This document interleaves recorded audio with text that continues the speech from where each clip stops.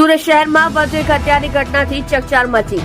Listed બુટેગર નનિયાની કરપીણ હત્યા કરવામાં આવી. સુરતના અલથાણ આગમ શોપિંગ સેન્ટર પર કરવામાં આવી હત્યા. હત્યારા હત્યા કરી ફરાર થવામાં સફળ રહ્યા. 4 દિવસમાં છઠ્ઠી હત્યાથી સુરતની પ્રજા ભયભીત. સુરતની અલથાણ પોલીસ ઘટના સ્થળે પહોંચી વધુ તપાસ શરૂ કરી.